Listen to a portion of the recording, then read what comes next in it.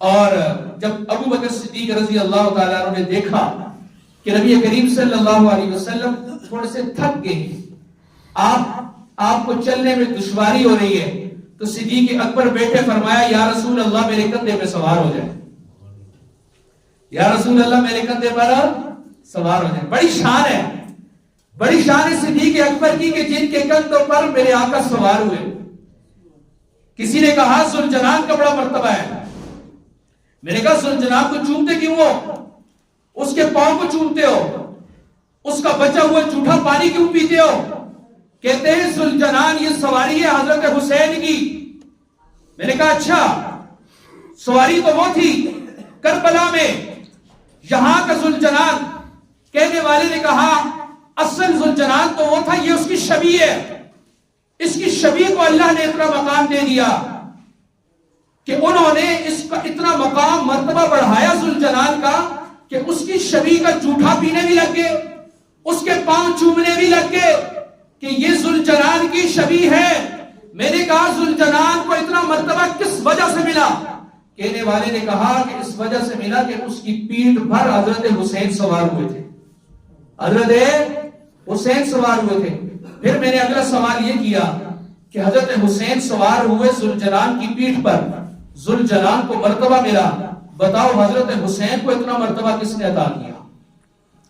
حضرت حسین کو یہ مرتبہ اللہ نے عطا کیا امام الانبیاء کی وجہ سے۔ حضرت علی کی شان ہو، حضرت ابو بکر کی شان ہو، حضرت عمر کی شان ہو، حضرت عثمان کی شان ہو، خاتون جنت فاطمہ الزہرا رضی اللہ تعالی عنہ کی شان ہو، حسنین کریمین کی شان ہو، ان سب کی شان میرے آقا کی وجہ سے ہے۔ ہمیں ان سب سے محبت اپنے آقا کی محبت کی وجہ سے ہے۔ تو میں نے کہا ذوالجلال کو اتنا مرتبہ ملا کہ جن کی پیٹھ پر حضرت حسین سوار ہوئے، ذوالجلال کو جب اتنا مرتبہ مل گیا، میں نے کہا اس کو مرتبہ کیوں نہیں دیتے جس کی پیٹھ پر خود امام الانبیاء سوار ہو گئے تھے۔ حسنین کریمین کی فضیلت میں ہم ایک بات بیان کرتے ہیں، وہ بات یہ ہوتی ہے کہ اللہ نے وہ مقام ان دو شہزادوں کو دیا تھا کہ یہ امام الانبیاء کی پیٹھ پر سوار ہو جایا کرتے تھے۔ سبحان اللہ کہتے ہیں۔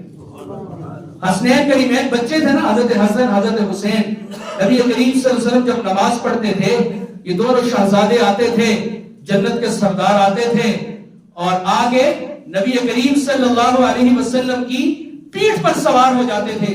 میرے آقا اس وقت تک سر نہیں اٹھاتے تھے جب تک کہ یہ اتر نہ جائے، کہیں گر نہ جائے۔ ان شہزادوں کا کیا مقام ہے جو میرے آقا کی پیٹھ پر چڑھ کے سوار ہو جاتے تھے، پھر اس کندھوں کا کیا مقام ہوگا جن کندھوں پہ میرے آقا خود سوار ہو گئے تھے۔ ابو بکر نے اٹھایا میرے آقا